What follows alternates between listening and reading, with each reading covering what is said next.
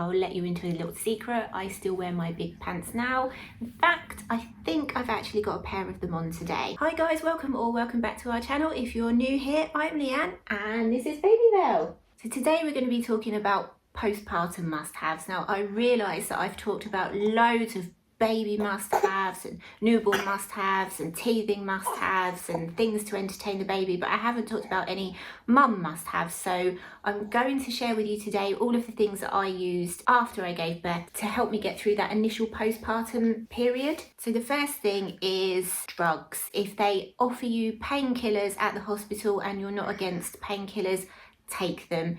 Whether you've had a C-section or a vaginal birth, if you've had an episiotomy or you suffered a tear or you've just taken a battering, take the painkillers that they offer you. Honestly, after Baby Bell was born, I had a lot of complications and I didn't have any feeling at all for like the first 20 hours or so, and then after that I just took every single drug that they gave me. So drugs first thing, make sure that you've stocked up on paracetamol and ibuprofen as well for when you get home. Like I said, especially if you've had an episiotomy or a C-section or tears or anything like that, you're definitely going to need those painkillers because it can be really uncomfortable. Pajamas are my next must-have. I had quite a few pairs of button-down ones because I wanted to breastfeed, but comfortable pajamas definitely. There is a lot of sitting around or laying around for the first couple of days, snuggling your baby and feeding your baby, so you want to be comfortable, and comfy pajamas are definitely something that I recommend there. Oh, I've got pins and needles. Big pants. You definitely want big pants. You can either have just normal big cotton pants or you can go for the disposable types. I went for the big cotton pants that I bought from Asda. I just bought packs of their big pants. I bought two types, one that were just normal big ones and then ones that came up really high in case I had a C-section. And I'll let you into a little secret. I still wear my big pants now. In fact, I think I've actually got a pair of them on today. But big pants definitely in a dark colour. There is a lot of blood, and if it gets out of your pad or anything like that, then it's probably better to have dark coloured pants. And then along with that as well, a dark towel for when you're in hospital. I had a black towel. I took a black towel in with me for after my shower. Even though you're showered and you're cleaned, there is so much blood to start with and it's just going to keep coming out. So definitely a black towel or a dark coloured towel. Maternity pads, you've got to have maternity pads. Normal sanitary towels are just not going to cut it. Where are you going? Or again, those disposable pants that you can get. I tried a couple of different types of maternity pads. I had two different types. I had some Sainsbury's ones and I had some Always ones, and they are pretty much like this, and they do feel like you are sitting on a mattress, but they are a must-have. Buy a couple of packets. And you could be using them for around 6 weeks or so, so it's good to find some that are as comfortable as you can get because you do need to wear them for a while sometimes.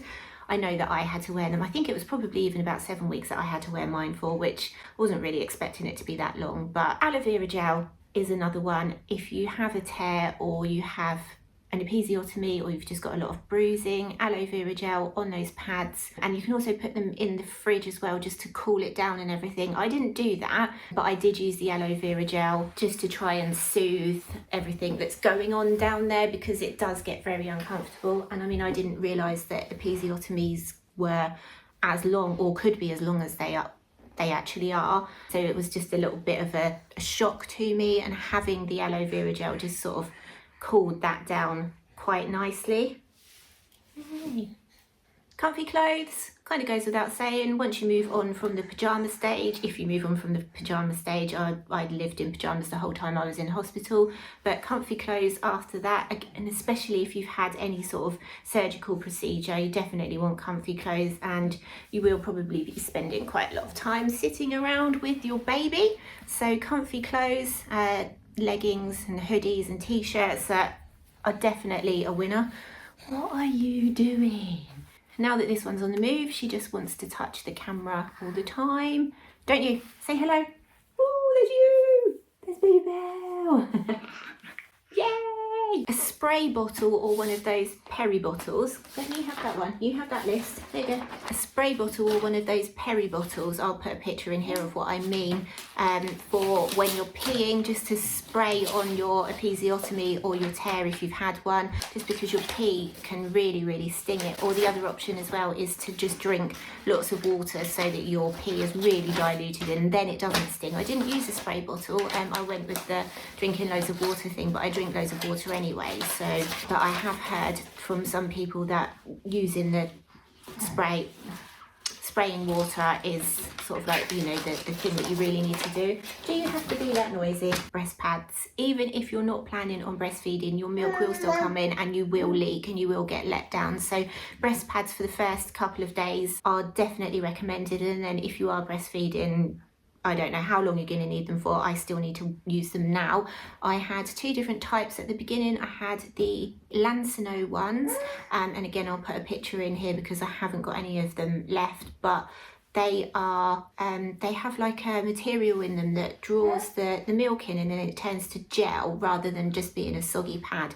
So they're my favourite ones. And I also have some reusable ones, which, like I said, I'm still wearing them now, so they just get washed and then used every single day. I think I've got 8 pairs of them. So breast pads, whether you're breastfeeding or not. You're right there. And if you are breastfeeding, nipple cream, there's a possibility that they're going to get really sore to start with. Even if your baby's latch is good, they're probably going to get a little bit sore. And if your baby's latch isn't great to start with, which can happen quite often, then they do get very sore. So just popping nipple cream on from that first feed is really beneficial. And most of them are formulated so that they don't have to be wiped off before your baby feeds. So you can just put them on and then don't worry about it. It's not going to hurt them if they feed from that nipple with a bit of cream still left on it. Lip balm is another essential. It's something that I use all the time anyway, but after labour you end up feeling really dehydrated. After labour you end up really dehydrated, so your lips feel really dry. So a lip balm definitely, and also a bottle of water for when you're in the hospital and then when you get home as well. And with that I would recommend having snacks handy, so like a little snack caddy with water bottle and a few easy to grab snacks. If you're breastfeeding, you can get stuck in that position for hours, and obviously if you're bottle feeding as well, you can still be there for ages while feeding your baby and then they fall asleep on you, get nap trapped, and you think, oh, really wish I had a snack. So bottle of water and a snack caddy, definitely. Another thing I would recommend doing is, hey, are you okay? Hey, do you want to come back over here? Do you want to come back over here? Do you want to come back over here? Another thing I would recommend doing is meal prepping before you go into labour, so that you've got some meals that you can just grab easily. Otherwise it's just so easy to go, oh, okay, we'll get a takeaway. Stop grabbing the microphone. And you need healthy, nutritious meals to get off. You need healthy, nutritious meals to help you recover from labour. I haven't got any videos of meal prepping before I went into labour because I wasn't doing YouTube then. But what I'll do is I'll link a video in the description from a lady who... Please stop grabbing the microphone. From a lady who recently had her 3rd baby and did a load of food prep before that. So I'll link her video, and her name's Addie Dwyer. The next thing you're going to need is some sort of laxative or stool softener. So I didn't really have any constipation issues before I went into labour. While I was pregnant, everything was fine. So I was like, oh, it's going to be fine, you know, how bad can it be? But then I think because your body has that clear out, and then probably there's the drugs and the dryness and the dehydration and just the fact that your body's taking a battering, it then does become quite difficult for the first poop. So some sort of stool softener is definitely recommended. And I know that some painkillers as well do make it harder for you to go. So things like Oromorph are not recommended if you're struggling to have that first poo. And then the last thing on my list is pile treatment. Now, you might get piles during pregnancy. You might not and think that you've got away with it like I did. I was absolutely fine, and then an hour of trying to push Babybel out meant that I had piles. So pile treatment is definitely definitely something that I would recommend investing in. If you haven't already got them, there's a possibility that you could get them during labour, so having some pile cream there, because they're really shocking to start with. I've not suffered with anything like that before, and I was just like, oh my god. So yes, Anusol cream, that is on my list of must-haves, definitely. So that's everything on my list of postpartum must-haves. If you had a C-section, or if you have a C-section, it may be slightly different. I'm just going on my experience here. Hopefully that gives you some sort of indication of what you might need for after you've given birth. As usual, we really hope that you enjoyed this video and found it useful. If you did, don't forget to give it a like, leave us a comment and hit that subscribe button. It makes us really happy and it lets YouTube know that the video is worth showing to other people. We'll see you next time. Say bye.